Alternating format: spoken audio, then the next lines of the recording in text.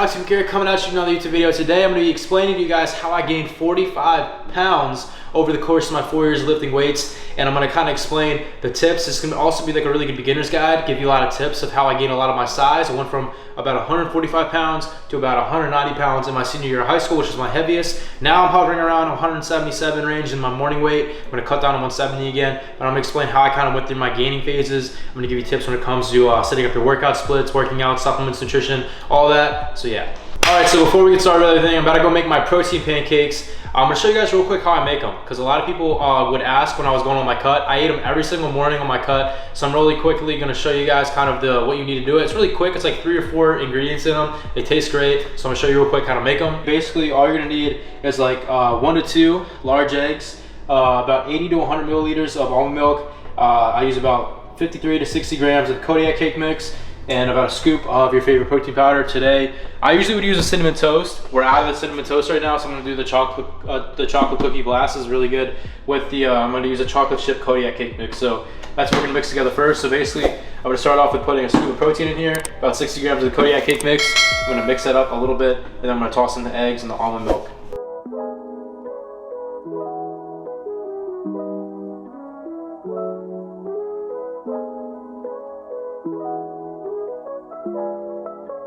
You can substitute the whole eggs with egg whites. If you want to do egg whites, I would do about maybe 100 to 120 milliliters or grams of egg whites, but I'm going to use whole eggs for this. I just usually like doing that. If you're going like further on a cut, get less fats, use egg whites. If you like need the healthy fats, use an egg.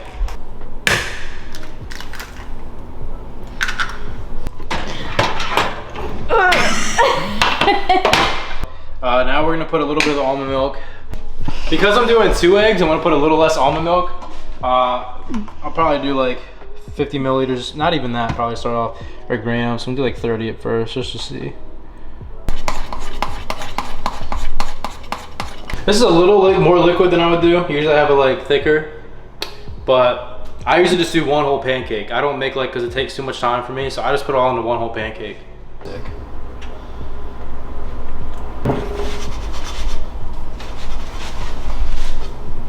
Yay! So again, usually I would put either some Walden Farm sugar-free syrup, and then also sometimes I get Halo Tops ice cream, like the vanilla ice cream, put on it as well. That with the French toast too is amazing. You can add your own chocolate chips too, but we didn't, but I'm gonna try it out.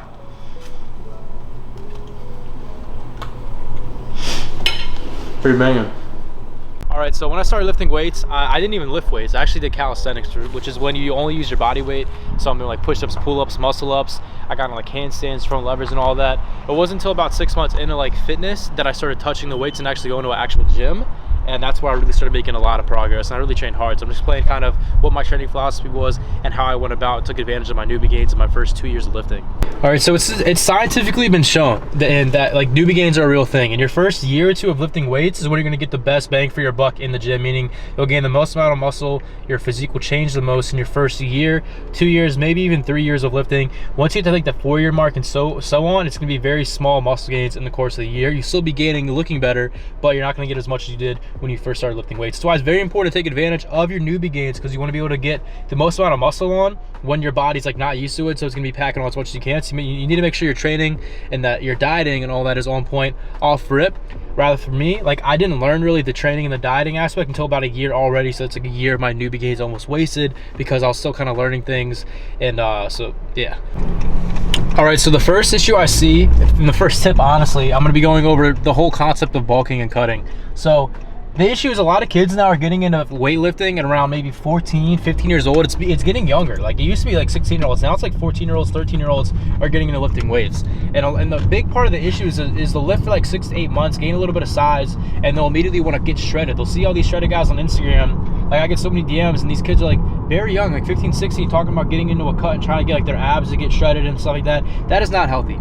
When you're a teenager like that, your testosterone's at an all-time high, your hormones are literally perfect for building muscle. You don't want to put yourself in a caloric deficit because you're just going to honestly throw your hormones out of whack and you're not giving your body the stuff it needs to build. So honestly, if you are under the age of 18 years old, you should really be focusing on just building a solid physique, building mass. That's what I did. I literally went on like a 2-year bulk from 16 when I started lifting weights to 18. I literally was in a surplus almost the whole time. I was getting a enough sleep, sleeping a ton. I was eating all the time. I was eating like double lunches when I went to the school cafeteria. I was having a protein shake every day before school. I had a protein bar brought to school every single day. I was eating almost every 2 hours. I'd have some type of protein source go into me while I was awake. So I was always in a state where my body could be building muscle, and I was having a very high protein diet. It was a little bit of a dirty bulk, I'd say. I did snack here and there, and I did lose my abs a bit, but I still maintained a pretty good physique, and I built up a lot of mass. That's how I got up to 190 pounds. And then after that point, once you build that foundation, bodybuilding is a marathon, not a sprint. Once you build that foundation, then you can start focusing on getting like the aesthetics, getting shredded, looking dope. After like you're 18, so you already built that physique, and you already kind of hit your maximum growing potential when it comes to like your health as like an actual human being. So you can focusing on being in more of a deficit, getting shredded, and then having other bulking and cutting cycles where you bulk for a few months, cut for like 2 months and stuff like that, and repeating that cycle. But at first, if you're young, focus on gaining. Just gain size, gain a good foundation.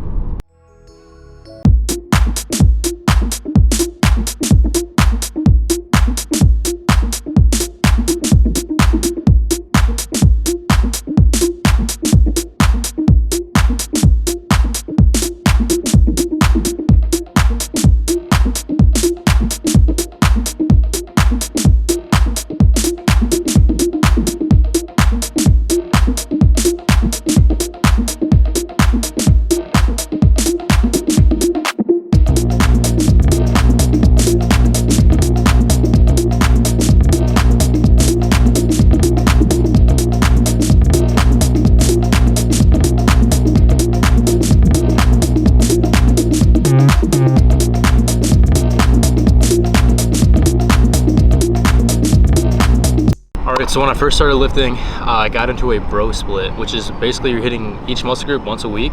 So I worked out probably like almost every day. It was like 6-7 times a week, and like one day would be chest, the other day would be back. And then I started transitioning to like a 4 or 5 day split. I think it was 4. I did chest with triceps, back with biceps, and then I think I had an arm day, and then I had a leg day, and then I think it was 5 day. Then I had shoulders. I did shoulders separately. So trying to figure out a good split is like crucial to really building a good physique, because you need to make sure you're hitting each muscle group adequately per week, having a good balance of frequency and intensity and stuff like that. So for me personally, I think if you're a beginning lifter, you should be at least trying to hit your muscles twice a week. For me, I was only doing once a week, and I did get good size, but I was hitting like 25 working sets for like back, for example, in one day. So it's a little counterproductive. It's been shown in studies that once you pass like 16 working sets, you're getting less return for each of those sets. So I recommend doing no more than like 15-16 sets, working sets for a muscle group in one day. So I personally like push-pull leg splits are great. I don't like upper and lower or full body. I think push-pull leg is great for a 3-day. I personally like 4-day splits the most. I feel like that's where I can get the most amount of intensity and volume in. So for me right now, what I'm doing and what I would have done at the beginning would be chest and triceps one day, the next day back and biceps, the next day shoulders and arms to get a little bit more arm work in, because I'll prioritize back and chest on those days, and then the next day, the 4th day, will be legs, and I'll repeat it. And I usually take a rest day only when I feel that it's needed. That's another issue to get into, is the whole concept of like when you need a rest day. Some people plan them out. I'm a big believer in that you don't have to plan out your rest days. I feel like your body will tell you when you need to really recover, and we just take a day or 2 off. Sometimes I'll go straight 14 days in a row, but then I'll need to take like 3 days off before I go back to the gym, or if I'm feeling really bad. Other days, you know, I have to take one maybe every 4, every 5 days. So I always go kind of just how I'm feeling with my body. I don't like to plan them. Same thing with deloads. Deloads is like when people go for a week without working out, or like not lifting as intense. Deloads will naturally come in life. Either you'll get sick, if you get like your wisdom teeth pulled out, that's what happened to me, and stuff like that. So you'll naturally not be able to go to the gym. So don't plan it out, because it would suck if you plan like a deload week and then next week you get sick, you got to the gym for 2 weeks. You know, you don't want that to happen. So make sure you have a good balance with your intensity and with your frequency when it comes to working out in the gym. Again, for like the bigger muscle groups like chest, back, and legs, I say to get around 25 to 30 working sets for those muscles per week, either split in one day of the week, but most adequately, the best way to do it is to split between 2 workouts for the week. So if I'm hitting 30 sets per week for each, or for like the big muscle groups, I'll split it between 2 workouts. So I'll have 15 the one day, 15 the next day, for that muscle part. And then for the smaller groups like arms, shoulders, I'd say hit around maybe 20 sets of working sets per week. But yeah, that's it for frequency and intensity. So another thing I want to talk to kind of on top of that is like what exercise you're really specifically using in the gym. I see so many people, like when I go to like Planet Fitness or Crunch, and they're like on a machine and they're like pushing out reps, but they're not training hard at all. They're doing like useless machines where it's not really going to lead to muscle growth. You really need to lay down, you know, what workouts you're doing. So you should have one mass builder, one heavy movement for each and every muscle group. So chest is going to be bench, back is going to be, for me, was a barbell row, legs, some type of squatting, or if you don't like squatting, deadlifting, or hack squatting. I can't squat anymore, so I do hack squats. Shoulders, like a dumbbell shoulder press is my go-to. Biceps, barbell curl, triceps, barbell skull crushers. So make sure you have that set lift and do that exercise in the beginning of your workout, anywhere for 4 to 5 sets, going for like a 6 to a 10 rep range, probably working up, getting heavier each set, so you're doing less reps.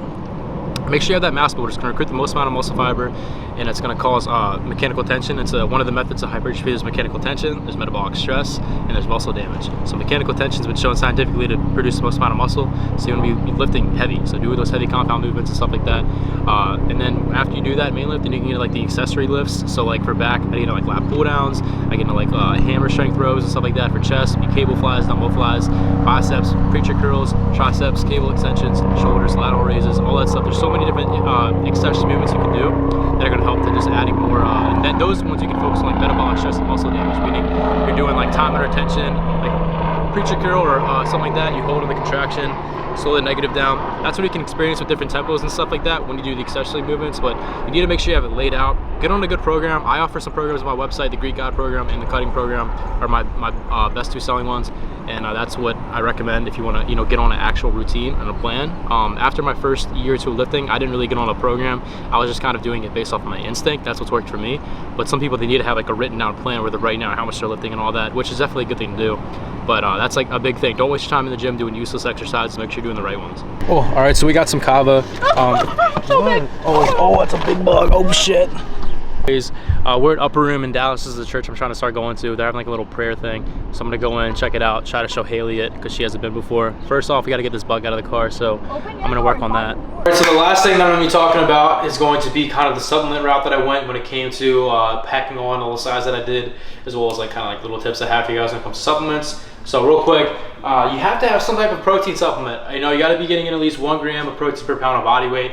So I recommend getting a good type of like whey protein powder. So again, I'm with Rise. Just go to Alex. I'm gonna show you what I take. Rise Wall right here, the pre-workouts and all that. So this is the protein that I take, the loaded protein. My favorite flavor is the cinnamon toast or the chocolate cookie blast is also very good.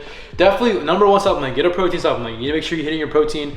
Plus, tastes good. Good to have post-workout and all that. And my next like most needed supplement, I would say, is going to be some type of pump formula. The big thing when I started lifting, I had really bad pumps. I never really had a good mind-muscle connection. It was really hard to develop that mind-muscle connection. You're not going to be able to build a good physique unless you have a really good mind-muscle connection. That's when you actually can feel the muscles contracting, stretching. With every movement, you're going to tear up more muscle fibers the better muscle connection you have. So I recommend having a good pump supplement because the better pump you have, the more you're going to feel that contraction. So like for me, I take like either the blackout protein or the blackout on pre-workout because it has nitrates in it, or take some type of pump caps. Anything that has like nitrates, arginine, citrulline, vasodrive, any of those things are going to really contribute to having more blood flow. Blood vessel dilator. You're going to open up your blood vessels a bit. More blood flow, meaning you're going to get a better pump.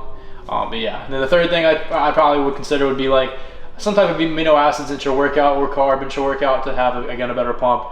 Glutamine for recovery is good. Vitamin D is a good supplement. Having a good multivitamin, fish oil and stuff like that is also something that I would take as a lifter who goes to the gym all the time. Recovery is a very important thing, so glutamine and aminos help for that. Thank you guys so much for watching this YouTube video. Hope you guys enjoyed it. It was a little bit of a beginner's guide / how I kind of went about my muscle gaining phases and stuff. So hope you guys learned something. If you did, please leave a like, comment, and subscribe. Turn the bell notification on if you haven't already. Again, if you want to support me, use code Alex on Bri Supplements as well as Raw Gear. We had a new drop the other day. And check out the programs that I saw on my website. I actually have merch coming out here probably in a few days. So I'll have that updated on my website here soon. But again, comment down some video ideas here below. I think the next video that we're gonna do is I'm gonna do a day of eating vegan because Haley is a vegan and she's gluten-free, so I'll do a day of doing that as a bodybuilder. Also have some ideas to do like day in the life of fitness celebrities and stuff like that. But yeah, so I'll see you guys in the next video. Thank you guys for all the support. You guys are amazing. God bless. Peace out.